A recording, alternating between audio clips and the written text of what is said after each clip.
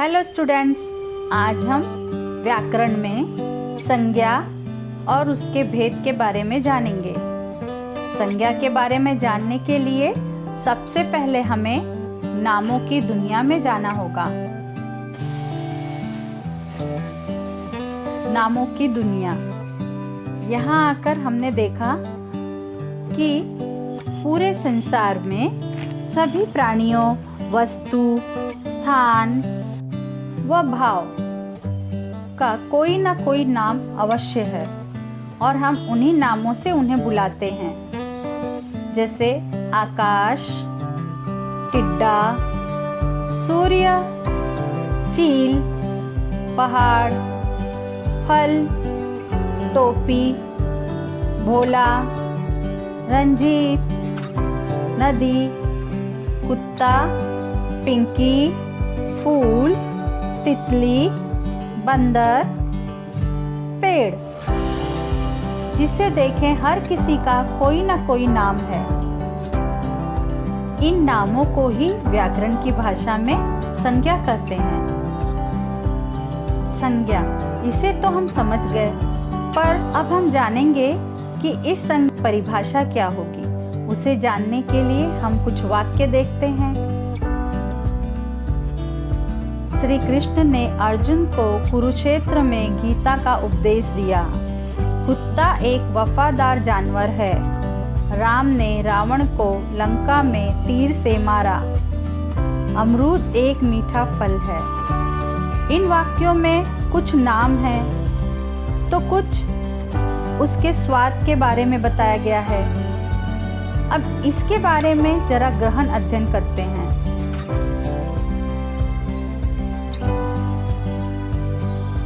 कृष्ण, अर्जुन, कुत्ता, राम और रावण, ये सारे प्राणियों के नाम हैं। कुरुक्षेत्र और लंका ये स्थान है। गीता, तीर, ये सारे वस्तुओं के नाम हैं। उपदेश, वफादार और मीठा, यह भाव है। इसी आधार पर हम संज्ञा की परिभाषा निकाल सकते हैं। किसी भी प्राणी, स्थान, वस्तु, जाति या भाव के नाम को संज्ञा कहते हैं। A word that is the name of a thing, an idea, a place or a person is called noun. संज्ञा की परिभाषा जानने के बाद अब हम कुछ ऐसे उदाहरण देखेंगे जिससे हमें उसके भेदों के बारे में भी अधिक जानकारी हो सकेगी। जैसे प्राणियों में हैं महात्मा गांधी, राम, कृष्ण, बुद्ध, नानक, सोहन, नर, नारी, मैना, हाथी। स्थान है दिल्ली, कोलकाता, मद्रास, नगर, गली, मोहल्ला, गांव, शहर। वस्तु है मेज, पुस्तक, कमरा, दूरदर्शन, कलम, दवात, चित्र, रेडियो। भाव है बचपना, मिठास, लिखाई, बनावट, थकावट। समूह है सेना, सभा, कक्षा, कमेटी, भीड़। अब हमने कुछ ऐसे शब्द देखे जो विभिन्न प्रकारों के हैं और इन्हीं के आधार पर हम अब संज्ञा के भेदों को जानेंगे। इस आधार पर संज्ञा के भेद हैं। पहला है व्यक्तिवाचक संज्ञा, प्रॉपर नाउन। दूसरा है जातिवाचक संज्ञा, कॉमन नाउन। तीसरा है भाववाचक संज्ञा, एब्स्ट्रैक्ट नाउन। चौथी है द्रव्यवाचक संज्ञा, मटेरियल नाउन। पांचवी है समूहवाचक संज्ञा, कलेक्टिव नाउन। यानी हमने देखा कि संज्ञा के 5 भेद हैं: व्यक्तिवाचक, जातिवाचक, भाववाचक, समूहवाचक और द्रव्यवाचक। अब इन संज्ञा के भेदों के बारे में हम गहन अध्ययन करेंगे। व्यक्तिवाचक संज्ञा, प्रॉपर नाउन।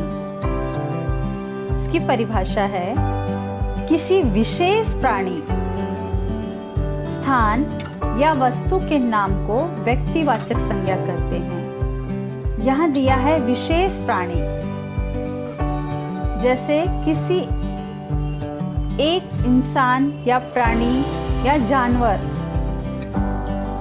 जिसके बारे में हमें बोलना है, इंडिविजुअल पर्सन के बारे में बोल रहे हैं, वह है विशेष। यानी किसी विशेष प्राणी और स्थान के बारे में अगर हम बता रहे हैं तो वह होगी व्यक्तिवाचक संज्ञा। जैसे Jawaharlal Nehru, Patna, Delhi, Bhagavad Gita. A name used for an individual person, place or organization। इसे समझने के लिए हम कुछ उदाहरण देख लेते हैं। दिल्ली भारत की राजधानी है। भगवद गीता महान ग्रंथ है।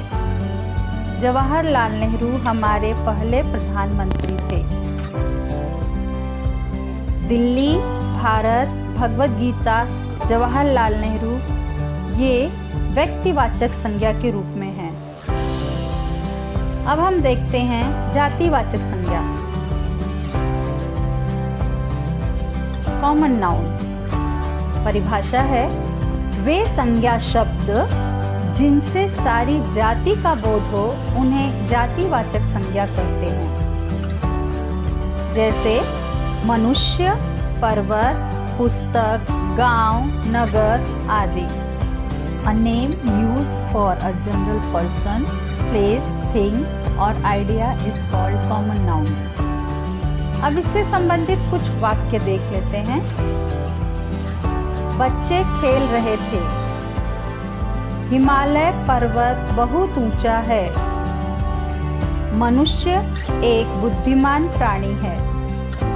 इन वाक्यों में बच्चे, पर्वत, मनुष्य, प्राणी ये सब जातिवाचक संज्ञा है।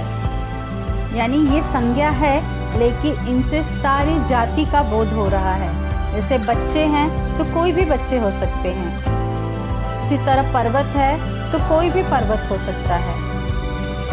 मनुष्य कोई भी मनुष्य हो सकता है, यानी पूरी जाति के बारे में है। प्राणी यह भी कोई भी प्राणी हो सकता है। ये संपूर्ण प्राणी के बारे में है। अब हम देखते हैं भाववाचक संज्ञा, एब्स्ट्रैक्ट नाउन। जिन नामों से किसी के गुण, दोष, स्वभाव या दशा आदि भाव का बोध हो उसे भाववाचक संज्ञा कहते हैं। जैसे सुंदरता, चंचलता, मूर्खता, बचपन, बुढ़ापा, घबराहट आदि। A name of qualities, ideas, emotions and such things which cannot see or touch is called abstract noun। वाक्य देखते हैं। किसान बहुत मेहनती होता है।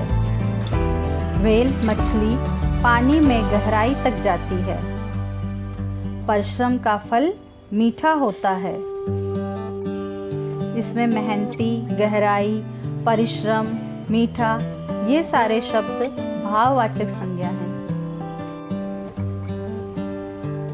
अब हम देखते हैं द्रव्यवाचक संज्ञा, मटेरियल नाउन। जिन वस्तुओं से और वस्तुओं का निर्माण किया जाता है उसे द्रव्यवाचक संज्ञा कहते हैं। जैसे सोना, चांदी, तांबा, लोहा, दूध, पानी, मिट्टी आदि।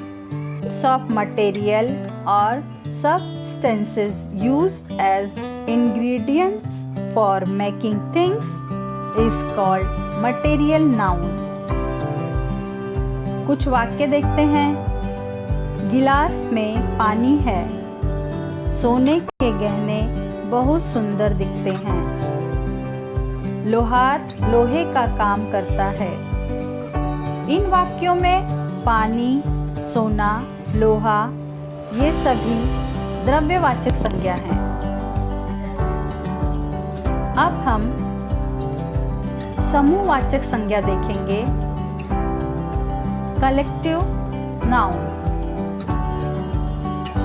परिभाषा है समूह को प्रकट करने वाले शब्दों को समूहवाचक या समुदायवाचक संज्ञा कहते हैं, जैसे सेना, कक्षा, सभा, कमेटी, भीड़, गुच्छा आदि।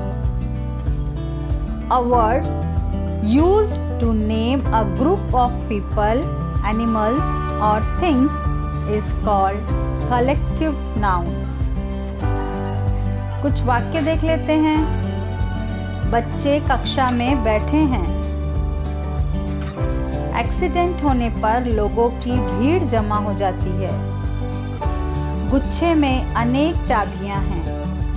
इन वाक्यों में कक्षा, भीड़, गुच्छे ये सारे समूह वाले शब्द हैं और इन्हें हम समूहवाचक संज्ञा कहते हैं।